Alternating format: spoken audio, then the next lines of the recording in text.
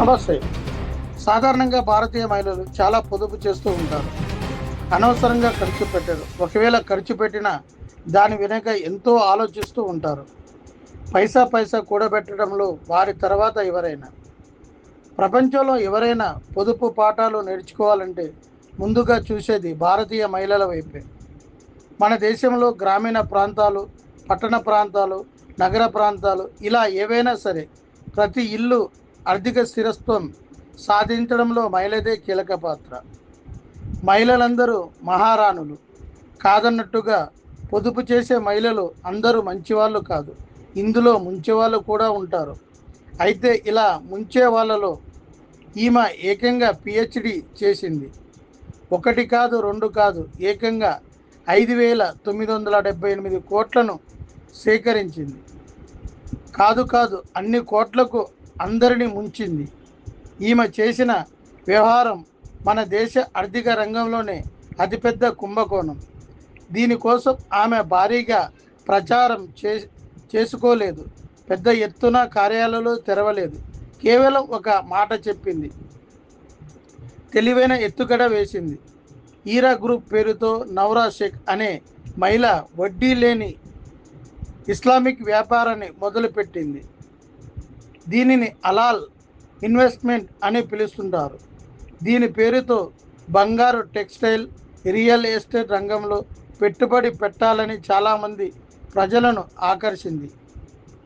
ఏకంగా ప్రతి ఏడాది 36% లాభాలు అందజేస్తామని ప్రకటించింది. ఇలా ఇన్వెస్టర్ నుంచి భారీగా డబ్బులు సేకరించింది. వేల కోట్లను తన సొంత బంధువులు తన పేరు మీద మళ్లించుకుంది. విదేశాలలో భారీగా ఆస్తులు కొనుగోలు చేసింది. ఇన్వెస్ట్మెంట్ పెట్టిన వాళ్లకు లాభాలు చూపించకపోవడం, డబ్బు అడిగితే సమాధానం చెప్పకపోవడం, మోసపోయామని గ్రహించారు. దీంతో వారు ఈ విషయాన్ని పోలీసుల దృష్టికి తీసుకెళ్లారు. మొదట్లో పోలీసులు ఈ వ్యవహారాన్ని చిన్న కేసుగానే భావించారు. ఆ తర్వాత లోతులోకి వెళ్తే వారికి దిమ్మ తిరిగిపోయింది. ఒకటి కాదు, రెండు కాదు, 5,978 కోట్లకి పైగా నిధులను సేకరించారు. ఈమె ఆంధ్రప్రదేశ్, తెలంగాణ, కేరళ రాష్ట్రంలో భారీగా నిధులు సేకరించారు. వీటిని పక్కదారి పట్టించడంతో కేంద్ర దర్యాప్తు సంస్థ ఈడీ రంగంలోకి దిగింది. మనీ లాండరింగ్ నిరోధక చట్టం కింద ఈమెకు సంబంధించిన దాదాపు 428 కోట్లు విలువైన ఆస్తులను స్వాధీనం చేసుకుంది. అయితే నౌరా కేవలం వ్యాపారవేత్త మాత్రమే కాదు, రాజకీయ నాయకురాలు కూడా. ఆమె ఆల్ ఇండియా మహిళా ఎంపవర్మెంట్ పార్టీకి అధ్యక్షురాలు. ఈ పార్టీని ఈమె స్థాపించారు. నౌరా ఆర్థిక మోసానికి పాల్పడిన నేపథ్యంలో దేశ సర్వోన్నత న్యాయస్థానం ఆదేశాలు జారీ చేసింది. ఆ ప్రకారం ఈ నెల 19న కేంద్ర దర్యాప్తు సంస్థ అధికారులు నౌరాకు సంబంధించిన 159 కోట్ల విలువైన 23 ఆస్తులకు వేలం వేశారు.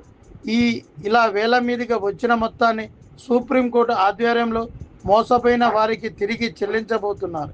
దీనికంటే ముందు సుప్రీంకోర్టు నౌరా బెయిల్ రద్దు చేసింది. అయితే ఆమె అధికారులను తప్పించుకోవడానికి అనేక రకాల నకిలీ పత్రాలు రూపొందించింది.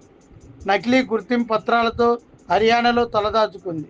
అయితే గత నెల 21న అధికారులు ఆమెను అరెస్టు చేశారు. ప్రస్తుతం ఆమె హైదరాబాదులో జైల్లో ఉన్నారు. ఈ ఆస్తులను వేలం వేసి ప్రక్రియను నిరోధించడానికి నౌరా పర్సనల్ అసిస్టెంట్ అన్సారీ అనేక రకాలుగా ప్రయత్నాలు చేస్తే ఆమెను కూడా ఈడీ అధికారులు అరెస్టు చేశారు.